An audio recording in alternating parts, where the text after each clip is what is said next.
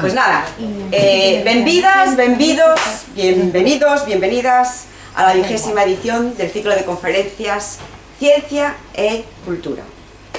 Es muy gratificante veros aquí un año más y tenemos el honor de tener una primera charla muy especial porque la va a dar nuestra compañera de genética, Ana González Tizón, que yo creo que no necesita presentación para la mayoría de vosotros y que se caracteriza porque es una revolucionaria de la divulgación, o sea, lo tiene en vena y además es una enfermedad que por suerte es tremendamente contagiosa la que ella tiene porque siempre ha conseguido captar a mucha gente joven para hacer lo que a ella le gusta, que es divulgar a todos los niveles, incluso a los niveles de las personas que tienen más interés y más curiosidad, que son los pequeñitos, que son los que más valen, ¿no? La gente pequeña, como digo yo, que son los más interesantes.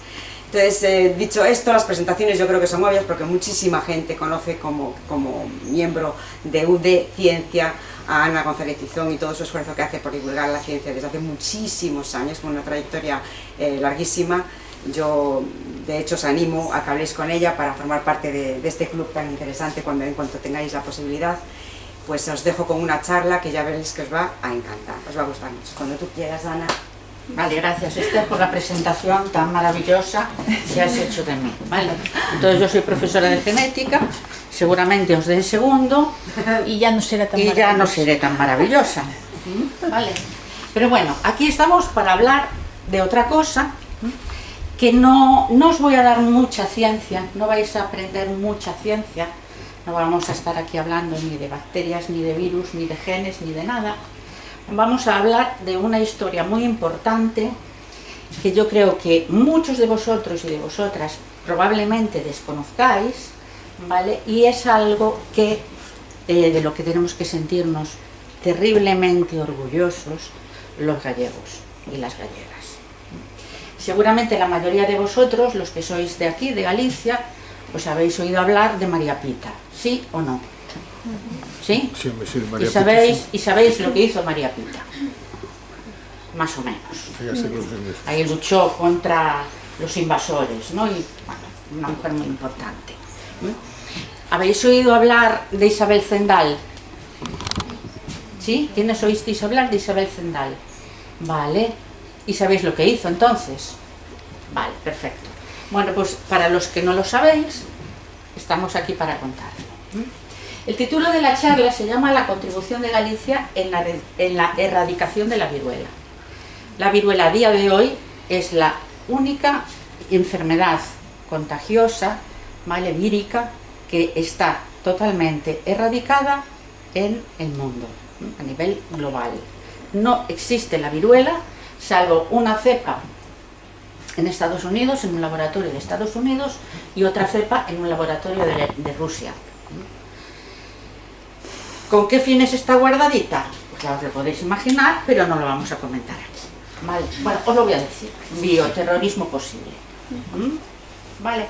Son las dos únicas cepas. El otro día leí por encima, pero solo por encima, no profundicé, que los estadounidenses ya se la habían cargado, se la habían eliminado la cepa que tenían conservada. Yo no... De los rusos no sabemos nada. De los, no, bueno. Bueno. Mejor no preguntar. Mejor no preguntar. Vale. Entonces, bueno, es la única enfermedad erradicada. Y es una enfermedad, o era una enfermedad, ¿vale? Bueno, este es el cartel de cuando la Organización Mundial de la Salud, ¿vale? Ya declaró oficialmente erradicada la viruela a nivel mundial. Y esto de aquí es el papel, el documento, el certificado de la erradicación que se firmó por una comisión global de la OMS, de la Organización Mundial de la Salud, ya veis, en diciembre de 1979. Al mes siguiente, 1980, al mes siguiente no miento, en mayo de 1980 es cuando se declara oficialmente la erradicación de la viruela. Vale, y aquí, bueno, en esta firma no se aprecia, pero está en diversos idiomas. A lo largo de la historia de la humanidad ha habido muchísimas pandemias, ni qué decir tiene, y eso ya lo sabéis todos. cuando tuvimos el COVID, esta pandemia de COVID en el año 2020 fue, bueno, pues todo el mundo se rasgó las vestiduras, porque Dios mío, era una enfermedad terrible, súper contagiosa, mortal, fue terrible aquello. Entonces yo, cuando me planteé dar a conocer esto que os voy a contar después, dije, bueno, pues voy a ver los datos de otras pandemias. Me fui a la página de la Organización Mundial de la Salud, me encontré este panel, y ahí veis, bueno, pues que está en la peste negra. La peste ha sido siempre una enfermedad que ha producido muchísimas muertes en todo el mundo.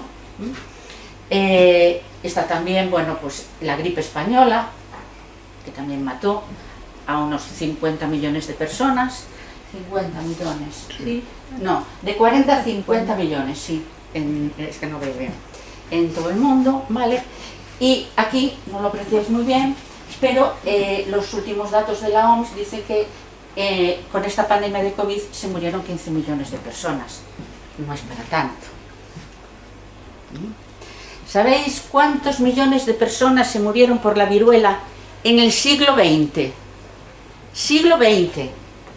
¿Vosotros de qué año sois? ¿Del 1999 o de 2000? Ya sois del 2000 todos, ¿no? Sí, o sea, eso sí. Sois del 2000. Bueno, pero vuestros padres yo no, yo soy del siglo pasado. Del siglo pasado, ¿vale? Y vuestros abuelos, que estarán vacunados contra la viruela. Y le podréis ver porque tienen una marca en el brazo. Bueno, la pregunta que os hacía, ¿sabéis cuánta gente se murió solo en el siglo XX de viruela en todo el mundo? Bueno, a lo largo de un siglo. Sí, 500 millones de personas, sin contar las que se habían muerto antes, por la que la viruela, ¿vale? Aparece ya antes del año 1400 después de Cristo. Claro, no hay registros de toda la gente que se murió de viruela a lo largo de todo ese tiempo, de todos esos siglos que pasaron.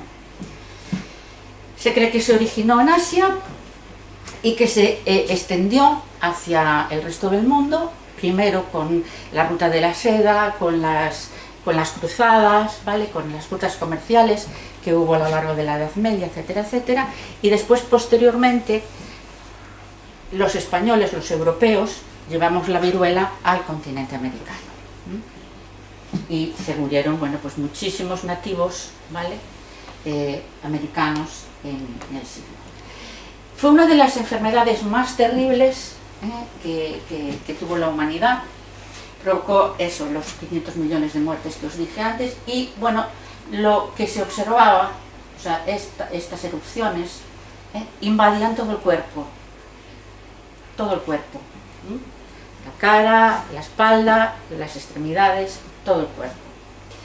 Era una enfermedad que tenía una tasa de mortalidad del 30% en individuos adultos y mucho mayor en niños. La viruela lo que mató fue a muchísimos niños. El que no se moría se quedaba con secuelas para toda la vida. Mucha gente se quedó ciega y lo que quedaban eran marcados, ¿vale? Las viruelas dejan unas marcas que son tan profundas que incluso pueden llegar al hueso. No os traje la foto de Ramsés V porque yo intento ser lo más riguroso posible. Entonces, los científicos y los arqueólogos dicen que las marcas que hay en la momia, en los huesos de Ramsés V, eran producidos por la viruela. Como no tengo datos científicos, lo comento y puede ser. Pero bueno, que sí que dejaban rasgos. Posiblemente podréis ver alguna persona ya mayor que tenga toda la cara llena de marcas. Vamos a verlo. Bueno, esto es lo único científico que os voy a contar.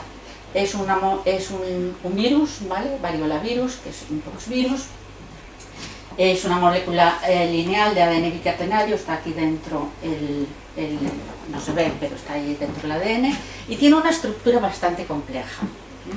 Perdón, ese era un virus pues bastante fastidioso.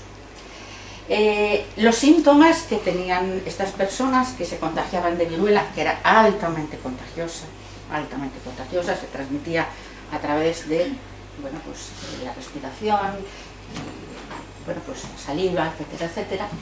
Los síntomas aparecían unos 7 o 17, entre 7 y 17 días después del contagio. Empezaba como casi todas las gripes, como el COVID, con fiebre, tos, vómitos, náuseas, mareos, etcétera, etcétera. Y después tenía una evolución que es la siguiente: ampollas, máculas, pápulas, vesículas, pústulas y costras. Ya vais a ver a continuación lo que es todo esto. Estos son grabados antiguos en donde ya se describía cómo eran, bueno, pues estos procesos, ¿no?, de evolución de la enfermedad. ¿Veis? Aquí tenéis la preerupción, no tiene nada, ¿vale? Después tenéis la fiebre, tenéis los días de contagio y de evolución de la viruela, y fijaros cómo el virus va invadiendo todo el cuerpo. En este caso, en la fotografía, es un cuerpo de un niño. Mirad la cara de este, mirad las manos de este.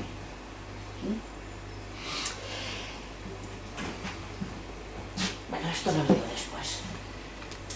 A quien tenemos que estarle terriblemente agradecidos y recordar siempre, y saberlo, porque es cultura general, es cultura científica, y eso lo tenemos que saber, ¿vale?, es a Jenner. Jenner es el padre de la vacunación. Acordaos muy por encima que él observa que las mujeres que ordeñaban las vacas se contagiaban de la viruela de la vaca, pero después, bueno, no desarrollaban una enfermedad tan violenta, tan virulenta, tan grave como la viruela humana. Entonces Jenner, a partir de ahí, empezó a probar la vacuna, cogió pústulas de esta señora, de Sarah Nelms, que había padecido de la viruela, se las inyectó a James Phipps, un niño, bueno, que andaba por allí por los campos, era el hijo de algún campesino. Phipps enfermó levemente, se puso malo, pero muy levemente, y después, bueno, cogió viruela humana. Una vez que Phipps estaba inmunizado de la viruela vacuna, Jenner lo que hizo fue coger viruela humana de un enfermo y se la puso a Phipps, y este no le ocurrió nada, estaba vacunado. Así fue como se descubrió la vacuna, y la vacuna se la debemos a Jenner, la vacunación, y además trabajando en la viruela. Lo que hacían en esta imagencita es raspar la pústula, que aún tenía debajo pues un poco de líquido, y con esa pústula rascaban el brazo de la persona a quien se le iba a vacunar. No se utilizaron para erradicar la viruela, después lo veréis, no se utilizaron unas jeringuillas, nos vacunaban de otra forma. Era una enfermedad, como os dije, que se conocía desde muchísimo tiempo atrás. De hecho, los chinos ya vacunaban, entre comillas, de viruela a sus gentes. Lo que pasa es que ese método se conocía como variolización, y lo que cogían era, a través de un tubo muy largo, machacaban las pústulas hasta convertirlas en polvo, y se las soplaban, se las inoculaban a través de este tubito a la persona a la que iba a vacunar. Fue la misma técnica que utilizó Lady Montagu, no sé si os sonaba de algo, en Turquía. Era una mujer que le gustaba la ciencia, se enteró de esto, como sus hijos habían tenido la enfermedad, bueno, pues ella implantó en Europa, antes de que Jenner descubriera la vacuna, implantó esa técnica en Europa, la variolización a través del tubo. Aquí tenéis pues un grabado con la mortalidad entre los indios americanos, ¿vale? Y tenéis, bueno, cuando ya empezó a propagarse la vacunación, ¿vale? Esta es una foto de 1890 de Barcelona, cuando ya empezó a practicarse la inoculación de la vacuna de Jenner, pues a la gente. Principalmente a los niños, que eran los que más morían. Bueno, después os cuento más cosas. Vale. El programa de erradicación de la viruela a nivel mundial comenzó en el año 1966 y terminó en 1979. Este es el último caso de viruela que se dio en el año 1976 y bueno, fue una vacunación a escala mundial y aquí veis cómo nos vacunaban. Fijaros, no sé si los de atrás lo veis, por eso os decía que os miréis para adelante. Esto es una especie de, pues como diría, es una aguja bifurcada. Entonces, cuando nos vacunaban, y yo me acuerdo perfectamente de cuando me vacunaron a mí, lo que me hacían era rascar. Rascaban 1, 2, 3, 1, 2, 3. La gota de la vacuna iba en el medio de la bifurcación. Y esa era la forma que se vacunaba, lo que se llama a flor de piel. Una vacunación a flor de piel. Había muchísimos carteles, ¿vale? De hecho en las casas donde había alguna persona con viruela, tenían la obligación, por lo menos en España, de poner un cartel fuera que decía: en esta casa hay viruela, de lo contagiosa que era. Bueno, ahí vuelve a estar otra vez, ya más grande, la aguja bifurcada. Bien, hasta aquí la parte más científica de la charla. Entonces ahora vamos a la parte, pues, histórica, ¿vale? Historia de Galicia. Aquí, ahora para descansar un poco, ¿quiénes sois gallegos? O quiénes, mejor dicho, ¿quiénes no sois gallegos? Igual, ¿eh? Porque lo vais a tener que contar. Porque yo al final de la charla os voy a pedir un favor. Bien. Pregunta.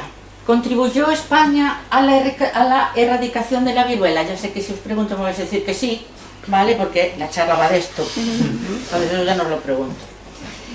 ¿Cómo? ¿Cuándo? ¿Quiénes fueron las personas que participaron? Y sobre todo, ¿quiénes fueron los protagonistas? Y estamos ante una historia que, si Steven Spielberg la conoce, hace un peliculón.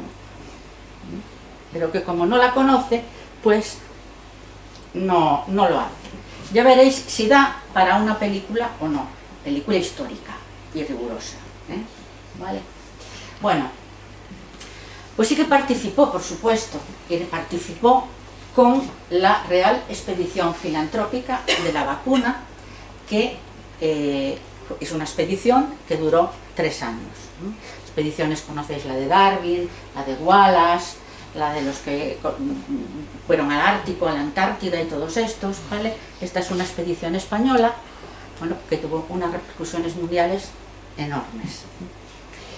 Y fijaros que os pongo un subtítulo que vais a entender cuando termine la charla.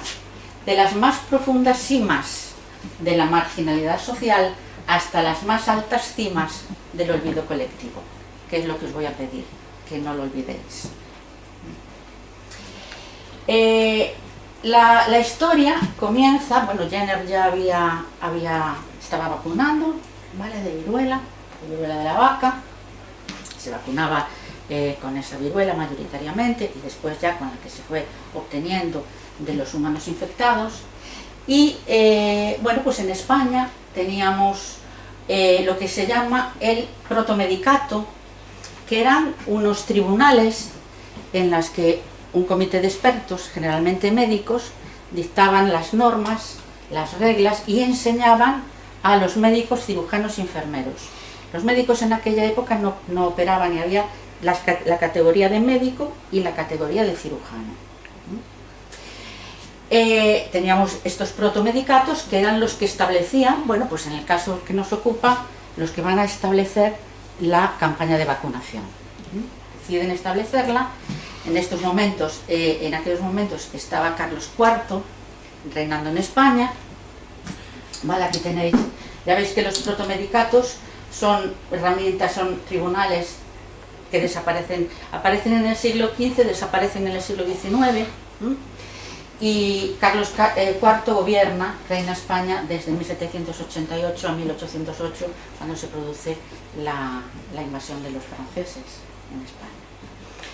Entonces, bueno, Carlos IV estaba preocupado, muy preocupado, por la salud del imperio español. Los ciudadanos españoles de América, que ya veréis cuántos son, se estaban diezmando, se estaban muriendo a causa de la viruela. Entonces Carlos IV se estaba quedando sin habitantes y automáticamente le dijo al protomedicato: tenemos que llevar la vacuna a los territorios de ultramar. Y ahí pasa una cosa que es precursora de lo que de un método que se está aplicando ahora a nivel de investigación. El protomedicato dicta: bueno, vale, vamos a llevar la vacuna, pero vamos a sacar un concurso público de proyectos de investigación y vamos a evaluarlos y a valorarlos. Es lo primero, ahí empieza a haber proyectos de investigación competitiva. Se presentan dos proyectos. Uno que promulgaba, que decía de llevar la viruela a los territorios de ultramar en vacas, y otro, el de Francisco Xavier Balmis, que decía llevar la vacuna en niños pequeños.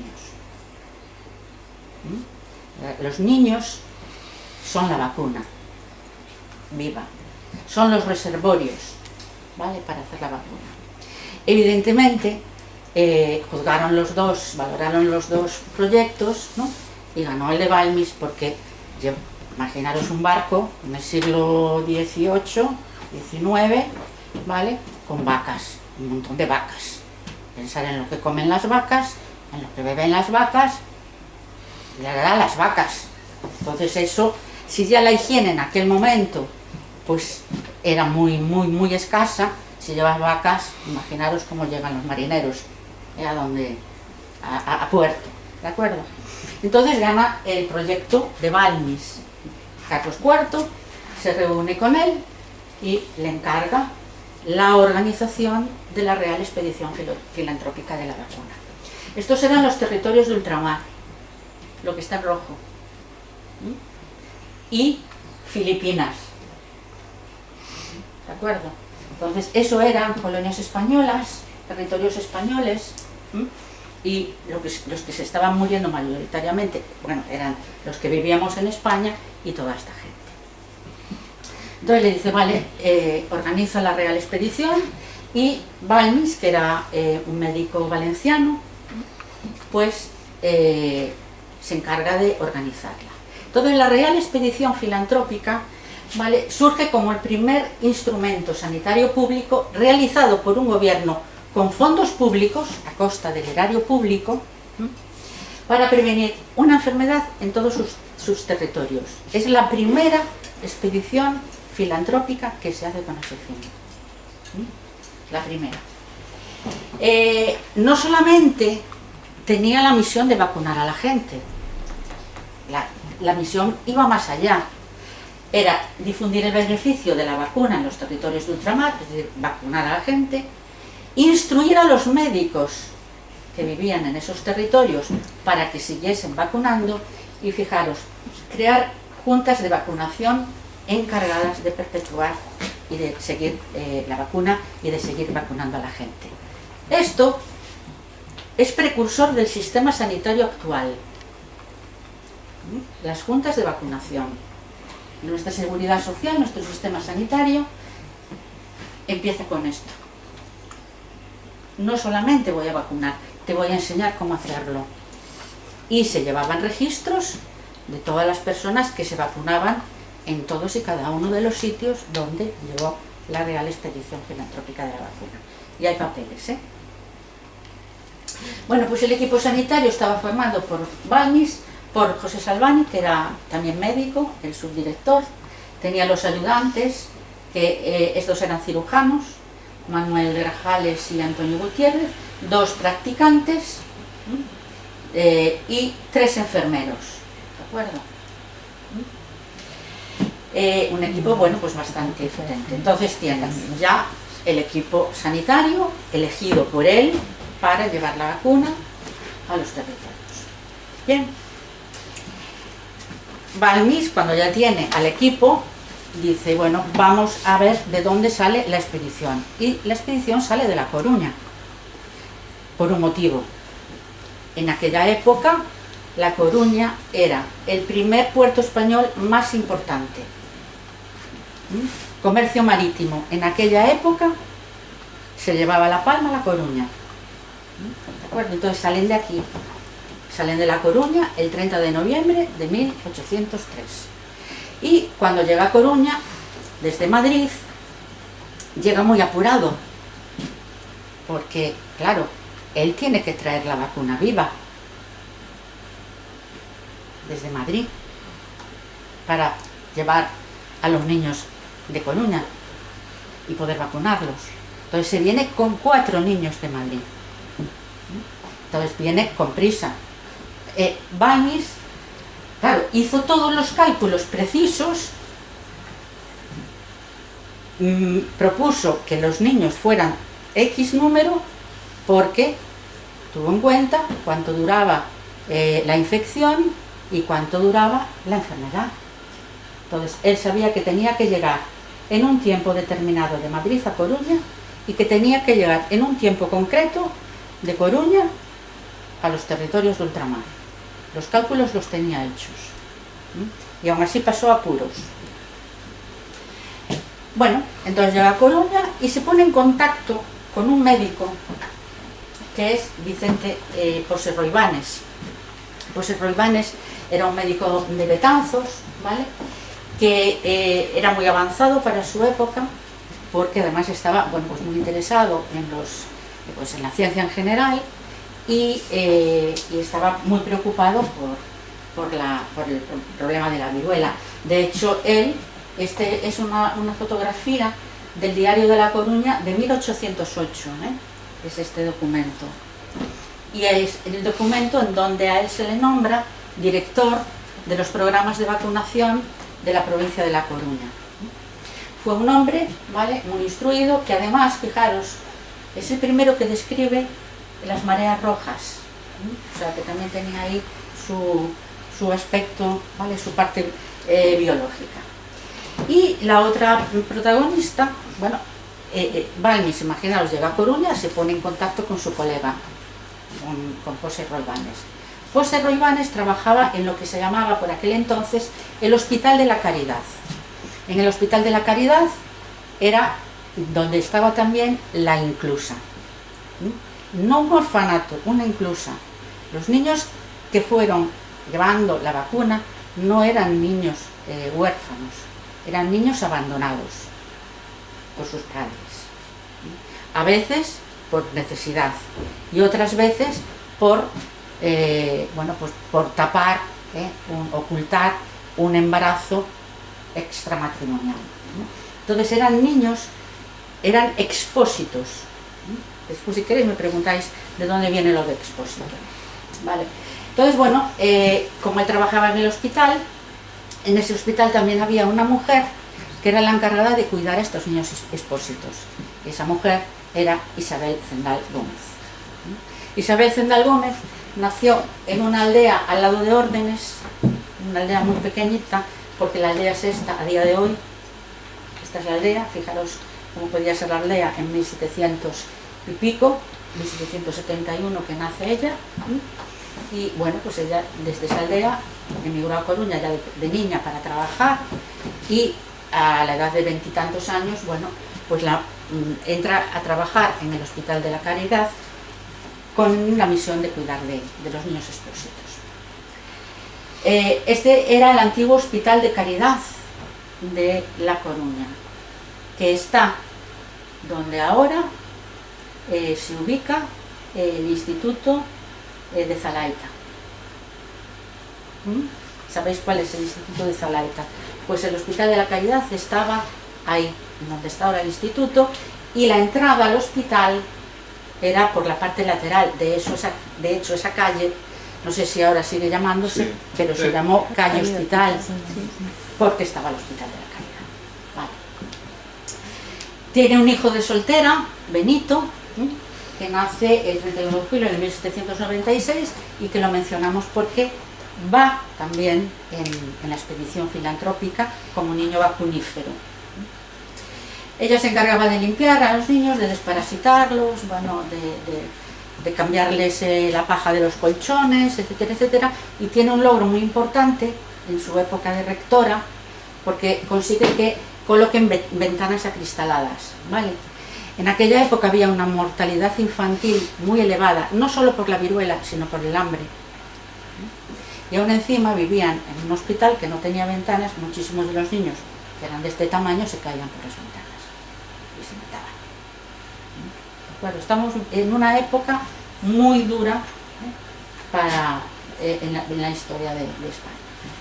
Y fijaros, como dato curioso os pongo que por Pascua, y solo por Pascua, los niños recibían manzanas cocidas en vino. Ya se les daba de beber, claro. Posiblemente, pues a lo mejor incluso para calentarlos un poco de frío que pasaba. No sé, pero bueno. Cuartillos de vino por la octava de Corpus y castañas por difuntos, menudo lujo, ¿no? ¿Vale? Tenían los niños de aquella época. Bien, entonces Poserro y Banes se pone en contacto con Isabel, tienen que conseguir a los niños y dicen, pues no, tenemos que ir a hablar con Isabel Zendal, que es la que se encarga.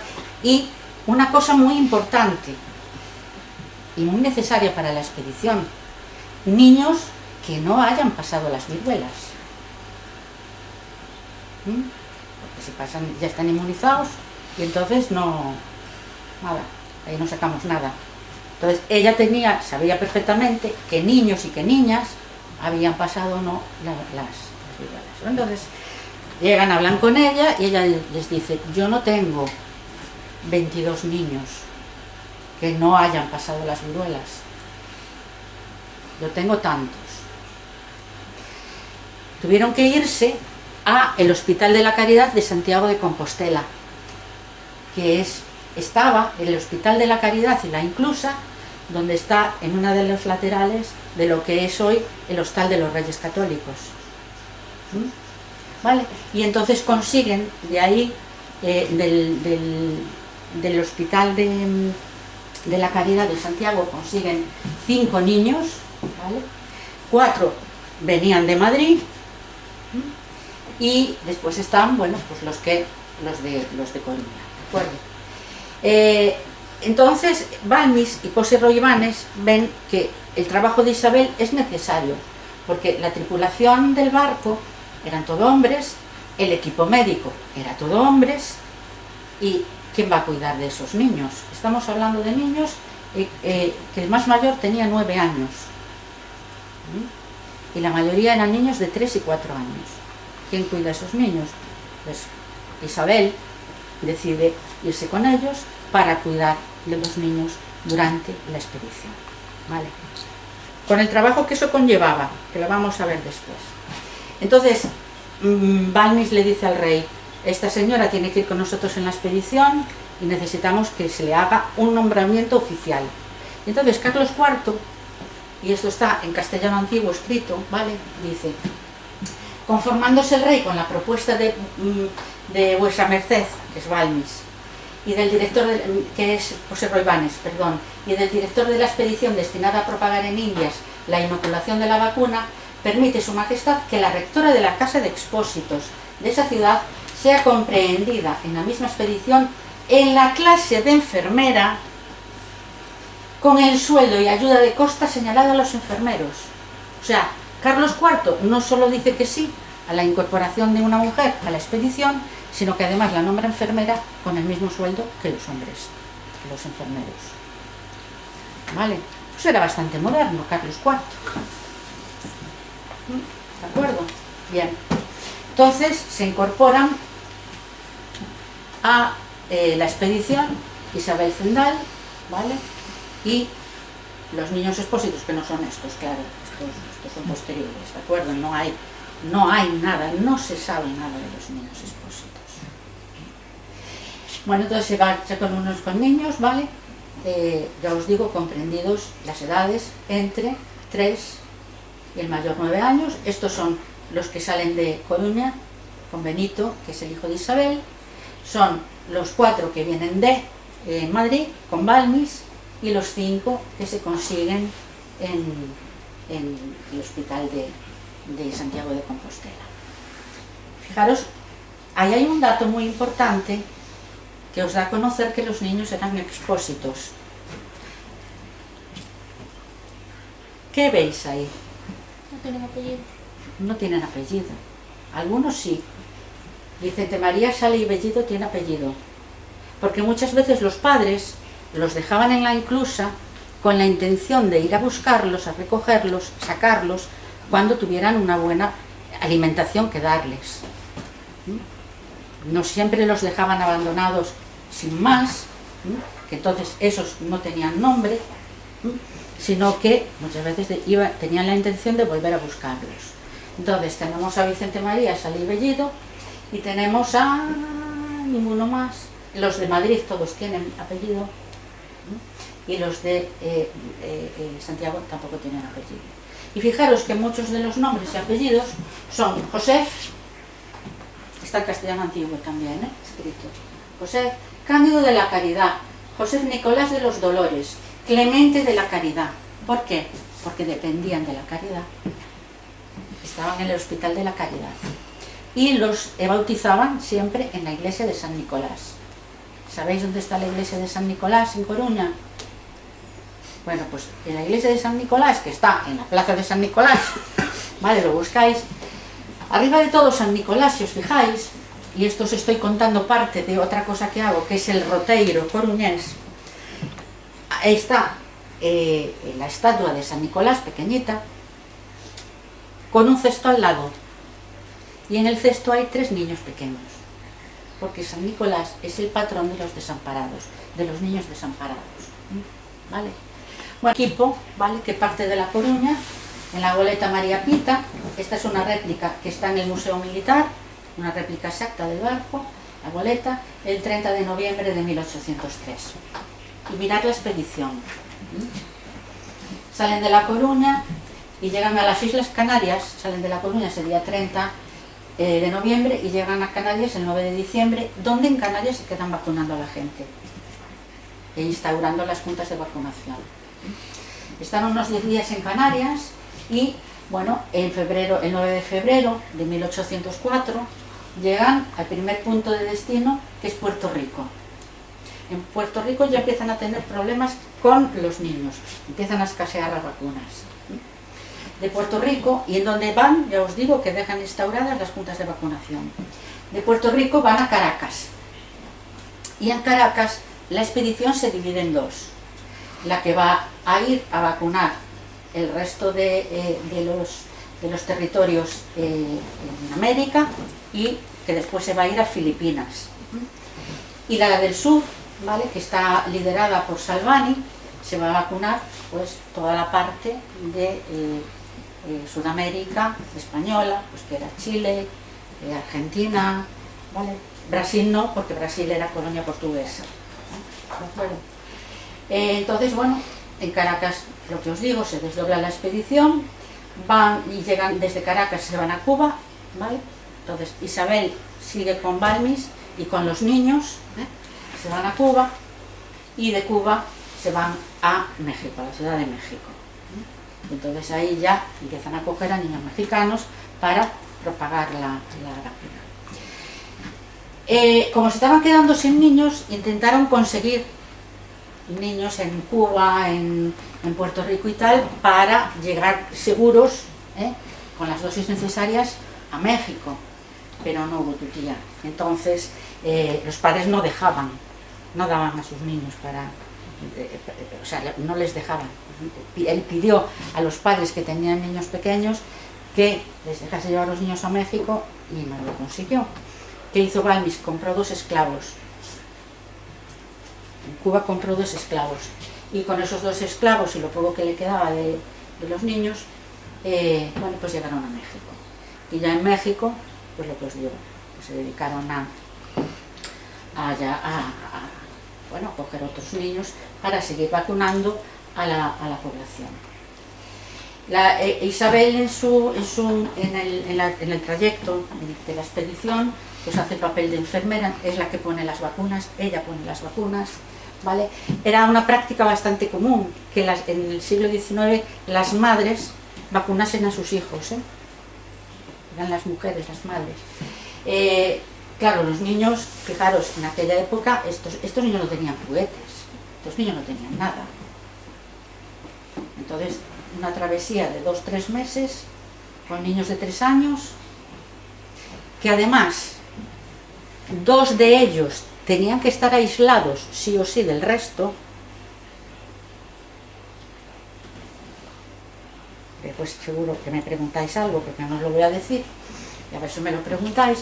2 tenían que estar sin entrar en contacto con el resto de los niños, y entonces tenían que estar muy vigilados, porque los demás, Balmis y todos estos, de los niños no se preocupaban, no vayas a pensar, solo los cuidaba Isabel Zendal, y los tenía que asear, bueno, vigilar, etcétera, etcétera, las funciones de una enfermera. A los pocos meses de llegar a México, la expedición sigue camino a Filipinas, recluta a niños mexicanos, son 26 niños los que salen de México y llegan a Filipinas. Esos niños mexicanos no son expósitos, o sea, sus padres tienen el permiso de sus padres para ir a Filipinas con Balmis y con Isabel, ¿vale? Isabel deja a su hijo en Puebla y sigue la expedición con Balmis en Filipinas. Y fijaros que en Filipinas también después la expedición se divide en subexpediciones. Se puso muy enferma Isabel Zendal y entonces Balmis la manda a volver a Puebla de Los Ángeles, que hoy se llama Puebla de Zaragoza, bueno, para estar con su hijo y para que curara su enfermedad, porque estaba muy, muy débil. Y Balmis desde Manila ya termina de dar la vuelta al mundo y vacuna de la viruela en Macao y en la isla de Santa Elena. Y regresa, llega a España en 1806, entrando por Lisboa. Vale. Bueno, lo más importante de todo esto, independientemente de la parte humanitaria y de la utilización de niños, que hoy es impensable, a ver, ¿qué padre deja a un hijo para que se vaya 3 meses en un barco a vacunar a los demás? Cuando, y esto es un inciso, cuando esta charla la vi para niños pequeños en un colegio, me hizo mucha gracia, porque uno de los niños, creo que eran de primero o de segundo de GB y tal, al final me hacen preguntas y tal, y me dice uno, Ana, ¿qué pasa? A ver, pregunta, y me dice, ¿y quién les firmó el papel a los niños? Ahora, es que ahora, esto es impensable a día de hoy, ¿no? Y entonces, bueno, claro, digo, mira, no les firmó el papel nadie porque ya iba Isabel Zendal con ellos, que era la que los cuidaba. Entonces ya me hizo, ¡ay, claro! Vale, entonces ya está, se quedó convencido. Bueno, pues el legado de la expedición, aparte de haber sido el instrumento primigenio, por así decirlo, junto con Jenner, por supuesto, sin olvidar nunca a Jenner, de la erradicación de la viruela, ha dejado más cosas, que es la simple erradicación. Es la precursora del desarrollo de un programa de salud pública vigente en la actualidad, de la institucionalización de la vacuna organizada y reglada, de la precursora de los programas de educación sanitaria existente. Iban a los sitios, formaban a los médicos y creaban las juntas de vacunación. Precursora de una transferencia de conocimiento y de la tecnología. La transferencia de conocimiento no es nada nuevo, ¿vale? Es precursora la expedición. Precursora en el desarrollo de proyectos científicos y precursora en la participación de la mujer, ¿vale? Y esto no lo digo yo, lo dicen los que han leído e investigado sobre el papel y las consecuencias de la Real Expedición Filantrópica de la vacuna. El mismo Jenner, ¿vale?, dice, no puedo imaginar que en los anales de la historia se proporcione un ejemplo de filantropía más noble y más amplio que este. Michael Smith, que es un historiador americano que estudió profundamente y de hecho fue a México a buscar información sobre los papeles sobre el papel de la Real Expedición Filantrópica, dice: estos 21 inocentes constituyen el más vital elemento de la más ambiciosa empresa médica que gobierno alguno haya acometido jamás. No lo digo yo.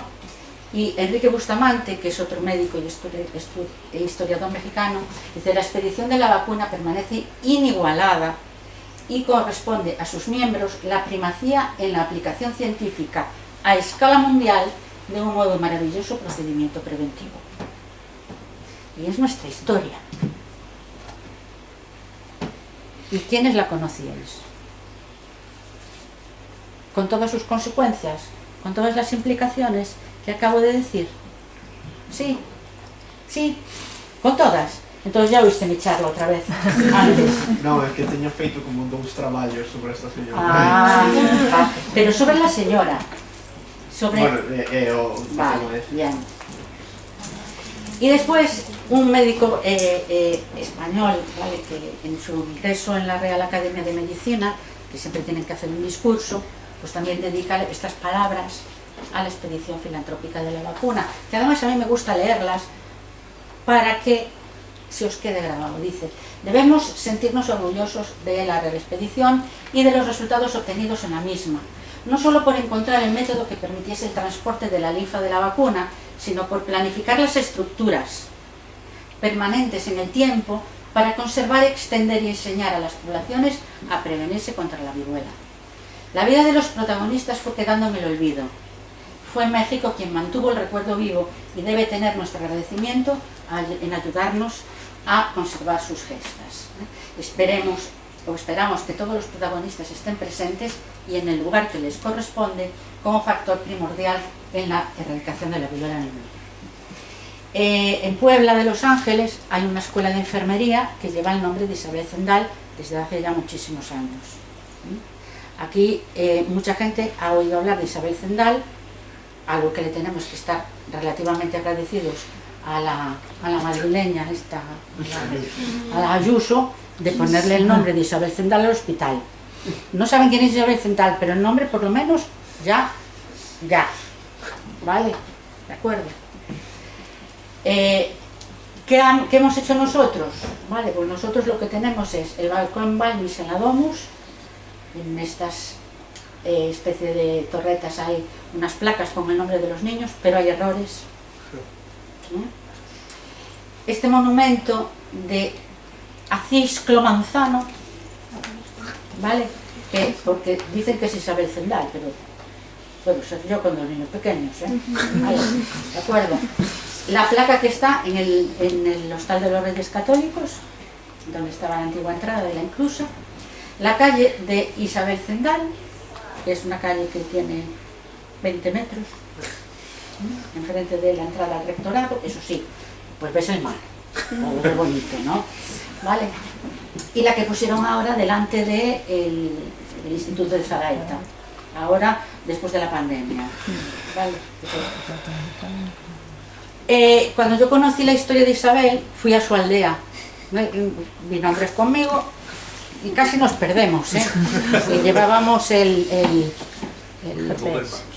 Google Maps, el GPS, pero tuvimos que dar unas cuantas vueltas para encontrar la aldea. ¿Qué? Igual era más grande en aquella Igual era más grande en aquella época, ¿de acuerdo? Eso sí que es verdad. Y dijimos, bueno, pues vamos a ver, porque la Xunta de Galicia le puso una placa en la aldea. Le puso una placa, ¿vale? Pues vamos a ver dónde está esa placa, ¿de acuerdo? Esta es la aldea de Isabel Zendal. Veis que esto es un lavadero y esto es una caseta de no sé qué tiene la caseta, una ventana cerrada con madera. Bueno, pues la placa está en el lateral, aquí la veis. Entonces eso es lo que los gallegos y nuestros gobiernos hacen de la memoria histórica científica tan importante que tenemos en nuestra ciudad. Con lo cual lo que os quiero pedir a vosotros es que divulguéis esta historia, porque es una historia de vuestro pasado, ¿vale? Es una historia de la humanidad. y que tanto José Roibanes como Isabel Zendal como los niños son, bueno, pues la estructura, el esqueleto de, pues a mí me gusta presumir, tíos, de la erradicación de la viruela en el mundo. Pues claro que sí, pues claro que sí, pues hay que estar súper orgullosos y poner una aula en la facultad que se llame Isabel Zendal y otra que se llama José Roibanes. También le podemos dedicar una a Jenner, por supuesto, ¿vale? Todos los años hacemos en el Aquarium una feria científica dedicada a Isabel Zendal. Y este año mis alumnos no lo saben todavía, los del grupo de ciencia. Tú sí, Dimas, a ti te lo conté, a Dimas se lo conté. Pero el resto todavía no lo sabe. Vamos a ir vestidos de Isabel Zendal, de los niños vacuníferos, de José Roibanes, de todos. Hay que ir preparando porque los tenemos pronto. ¿Qué? Hay que ir preparando el vestuario. Hay que ir preparando el vestuario. Entonces vamos a ir para allá, vamos a dar el nombre para que la gente se empape de esta historia. Historia que yo descubrí gracias a un periodista, que es Antonio López Mariño, que ganó el premio Prismas de la Casa de las Ciencias en el año 2014 por un artículo sobre Isabel Zendal. ¿De acuerdo? En los archivos históricos del Ayuntamiento y de la Biblioteca Municipal hay cantidad de información sin publicarse sobre todo sobre los niños de la inclusa, cómo funcionaban y tal, y todos los registros del Hospital de la Caridad de aquellas épocas. Y con esto termino. Queda mucho por contar, pero por favor, presumid de esto. No sé si os parece importante o no, pero hay que estar orgullosos. ¿Vale? Pues muchas gracias. Muchas gracias.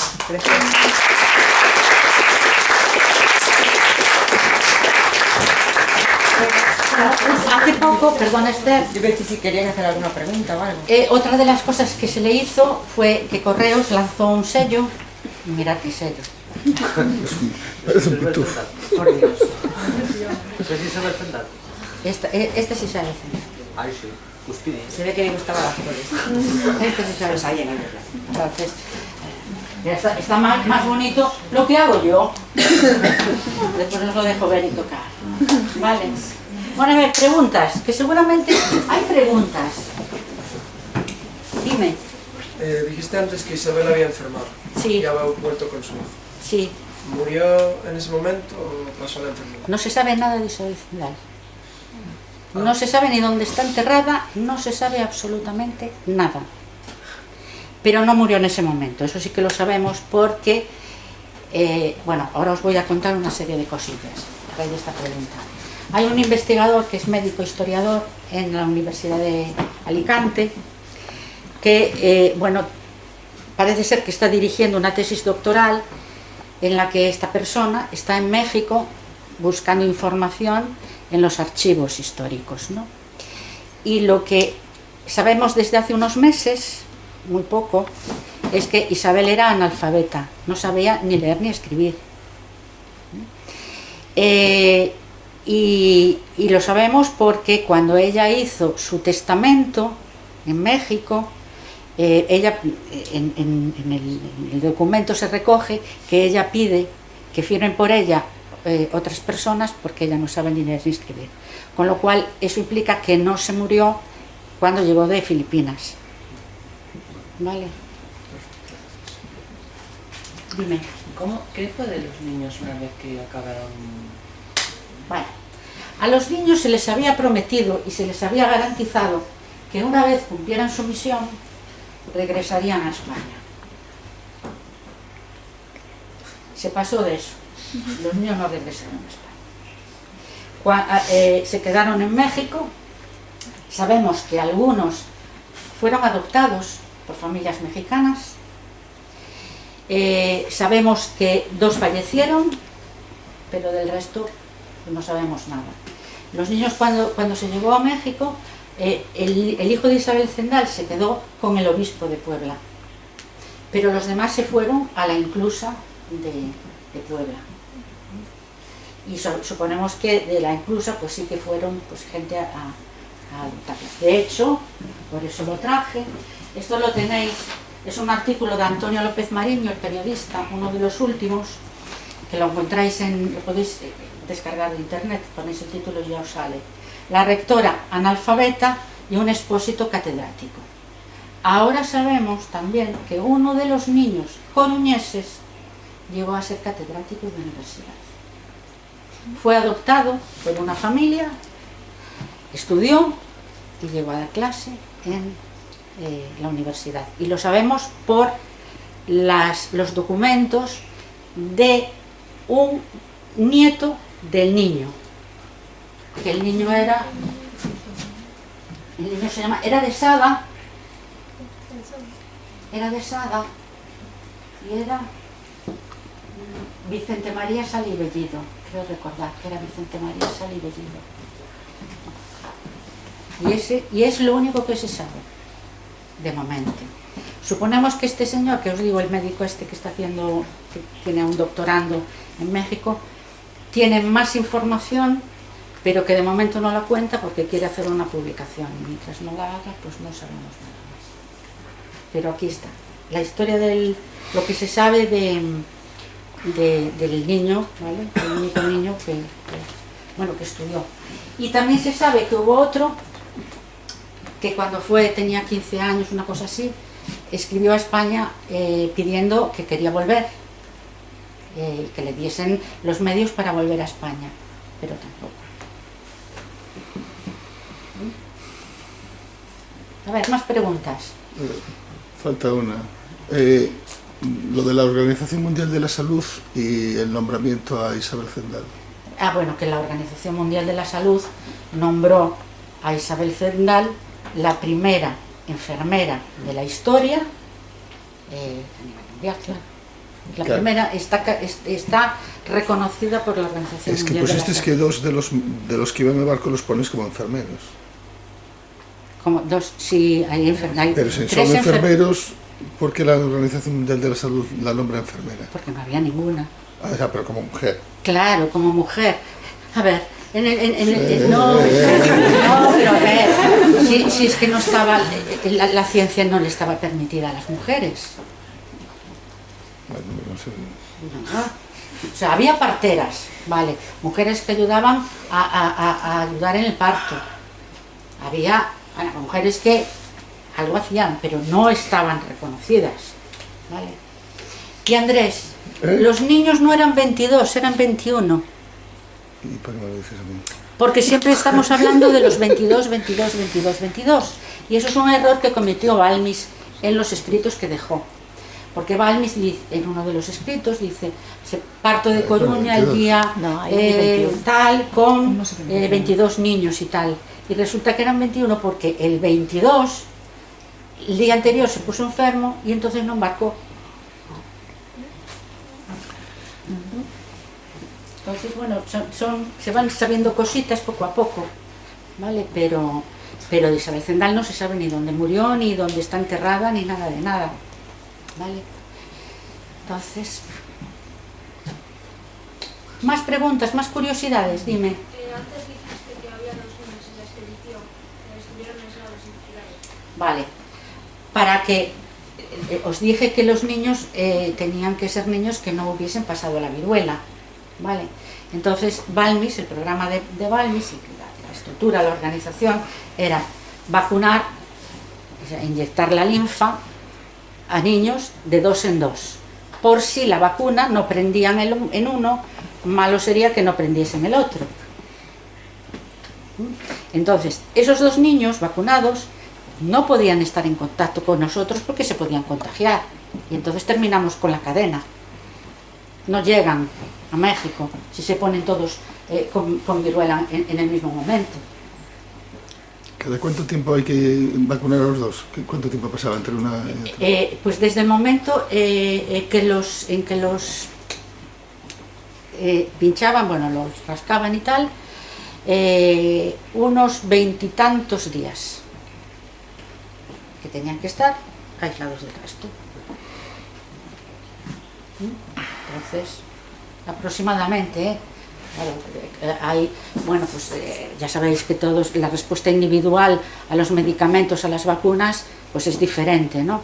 Entonces, bueno, pues en algún niño a lo mejor, en vez de estar ahí con la incubación entre 7 y 17 días, claro, eso podía ser variable, podían ser 7 días, 8 días, 17. Y él hizo todos los cálculos.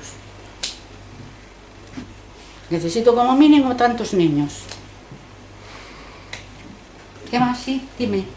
¿Pudieron mantenerlos aislados o hubo algún contagio?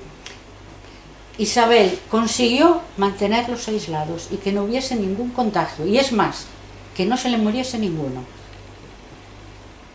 Ninguno. Porque Tomás Melitón, uno de los que tenía 3 añitos, se murió un poco después cuando llegó a México, pero de otra cosa. Entonces, no se le murió ninguno, que es que eso es alucinante. Porque pensar en las circunstancias de aquella época. Entonces, la historia cuando la empiezas a pensar así un poco y tal, pues te pone un poco, te impresiona, ¿vale? Era una época en la que, fijaros, era una época porque llevaban niños. Además, ninguno me preguntasteis una cosa importante. ¿Qué me tenéis que preguntar?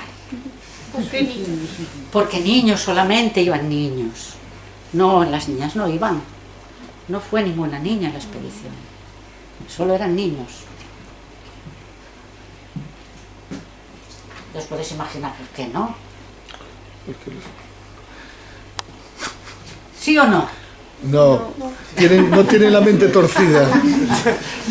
Bueno, pues es que muy fácil de imaginar. Aunque fuesen niñas pequeñitas, es que esto es muy, no sé, decirlo así. ¡Joa! Es que ya lo podíais deducir vosotros solos, sin tener que deciroslo. Lo digo yo que soy más bruto. Porque los marineros, 1 mes y medio en el barco, 2 meses. Suena fuerte, pero es la realidad. Y entonces Isabel lo tenía muy claro. Las niñas no van. O sea que, y eso, eran solamente niños y eran 21, no sé qué os iba a decir, porque os iba a decir algo. ¿Lo qué? No, me parece súper arriesgado, porque efectivamente si decías que había tanta variabilidad y que había muchas probabilidades de que un niño infectado terminase muriendo, la verdad es que... Yo creo que lo tuvo que pensar y estructurar muy bien, que debió de pensar en muchísimas variables para que la cosa saliera adelante.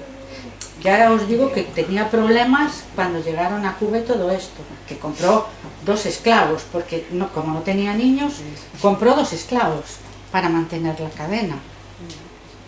Muy fuerte también. Entonces, dime. ¿Iban todos ¿Iban todos en el mismo barco? Claro, en la goleta María Pita. Era grandecilla, ¿vale? Era bueno, yo... Bueno, vale. Sí. No sé cómo era realmente porque la verdad que no la vi. Yo me imagino que un poquito grande tendría que ser. Hombre, fue Atlántico. Pero iban todos, claro, todos. Isabel era la única mujer en la tripulación, pero no le pasó nada. ¿Qué se sepa? Yo creo que era... ¿Qué? ¿Qué se sepa? Bueno, hombre, por Dios. Hombre, no le pasó nada. Yo creo que también tuvieron muchísimo cuidado en elegir a la tripulación. Creo, por lo poco que se sabe, el capitán del barco era vasco, pero vivía en Coruña. Antes os decía que yo hago un roteiro sobre los sitios relacionados con la historia aquí en La Coruña, pero no os voy a decir dónde están. Eso me lo tenéis que pedir si queréis. Pero seguro que hay alguien que estudió en femenino. Bueno, sí, pero hay muchos del femenino, en el femenino. Del femenino. Ah. Ahora no dije Zaraeta, dije Vale. femenino. Dando pistas.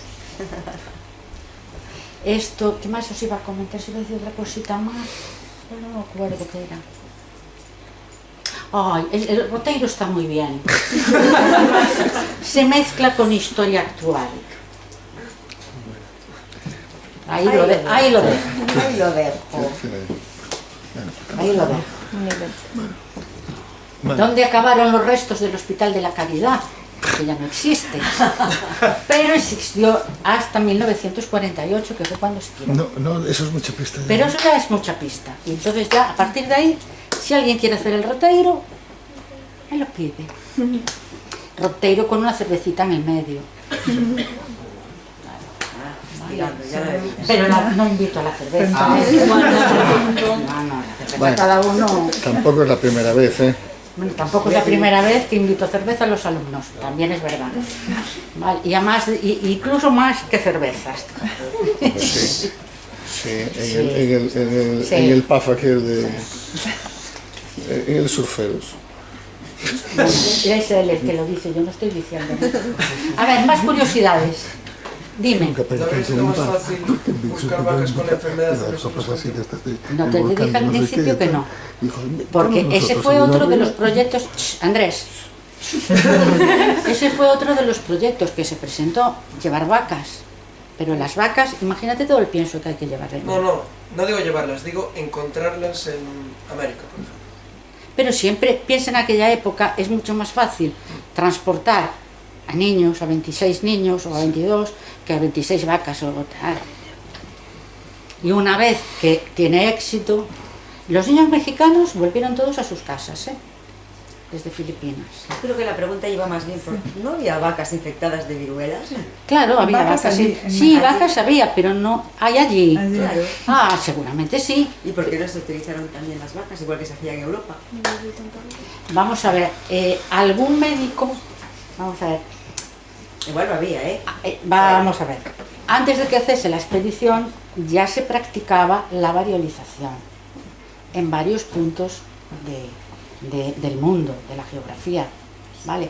Y en América se estaba practicando la variolización. Lo que pasa que no se alcanzó los resultados con ese método que se siguieron llevando a los niños. ¿Por qué? Porque ellos sacaban la linfa de la vaca, de la pústula. ¿Y cómo conservaban esa linfa? Esa linfa la metían en una especie de... mojaban un hilo, ¿no? Y entonces el hilo lo metían como entre dos cristales. Entonces eso, yo me imagino que tendría mucha pérdida de efectividad. Porque claro, no había diales, no había nada. Pero sí que siempre me intrigó, porque claro, había ya mucha viruela en América. Ujú. Y había ya niños con viruela, Ujú. que podían ser portadores, o sea, que ya podían ser utilizados allí para hacer Pero yo creo que no se les ocurrió. El mismo Jenner lo dice.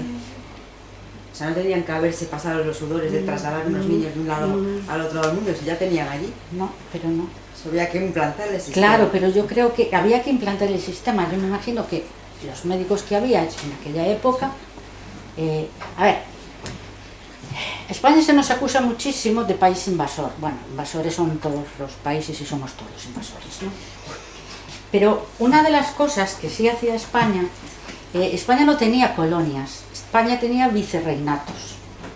Y en esos vicerreinatos era donde se decía lo que se tenía que hacer a nivel médico, a nivel político, a nivel económico, etcétera, etcétera. De esos virreyes que había varios, algunos eran fieles a Carlos IV y ayudaron en la expedición cuando llegaron allí, y otros se pasaban por el forro la salud del imperio. Entonces, en muchísimos territorios ya los propios virreyes pasaban de la gente. Y aparte que, bueno, pues es lo que acabas de decir tú, es el sistema, el mecanismo, pues toda la organización que se hizo, por eso es precursora de tantas cosas. Y sí que sé, lo que está claro, porque sí que hay registros anteriores a la expedición de que se practicaba la variolización en Asia y en Europa, pero no hay, y yo no lo encontré, datos sobre lo que se practicaba en América. De hecho, muchas de las personas que vacunaron a posteriori eran frailes, monjes. Fray Chaparro es uno de los más conocidos porque se dedicó a vacunar en Colombia, creo que fue. Entonces, instruían a médicos, pero también instruían a, bueno, pues, estos monjes, estos frailes. Entonces, yo creo que básicamente, principalmente fue todo la estructura. Si la variolización la hacían con viruela humana, ¿por qué servía como vacuna en vez de causar toda la enfermedad? La enfermedad fuerte. ¿Cómo? No entiendo. O sea, porque dijiste que cogían espodo. Sí, machacaban las pústulas secas. Sí, y las transmitían con un tubo. Hombre, pero no era... A ver, antes no se sabía, pero si tú ahora lo piensas desde el punto de vista biológico, es mucho más efectivo una vacuna que un polvito. Ya, pero me refiero, eran pústulas de la viruela humana. Sí. ¿Por qué no transmitían la viruela humana? Sí que lo transmiten. Sí que la transmitían. Pero entonces, Pero en baja. me refiero, ¿causarían la enfermedad tan letal? No causarían la enfermedad disminuida con de las vacas. No, No sé, es no que entiendo la bien. respuesta... A ver, contesta tú y más. ¿Qué dices, Inmuno? Lo que creo que dices es Entonces que... yo no le estoy entendiendo la Claro. pregunta. ¿Por qué no se que infectaba? ¿Por qué no se infectaba? Correcto, Porque la carga viral no era tan alta. Claro. No era tan alta. Si la carga viral es muy pequeña, Claro. consigue la respuesta inmune, te Claro. infecta, tal, pero ya en no siguientes entendía. infecciones, entonces la respuesta es... Joder, yo no me acuerdo. No me acuerdo. Pero hay una respuesta inmune inmediata muchísimo más fuerte. Es decir, Que no te estaba entendiendo la pregunta. No pasa lo que te hace es que sepas lo que es esto. Y que la siguiente vez que coges una infección, ya la respuesta inmune es brutal y entonces ya mata a la bacteria. Más. Al virus. El virus. Virus. Es que no veo nada, te pones ahí y no puedo enfocar. Ay, perdón. Iba a decir más virus, más preguntas. ¿Más preguntas? Ya creo que está bien. ¿Ya está? Sí. Bueno, ahora os dije que al final os iba a pedir una cosa y que me contestaseis sinceramente.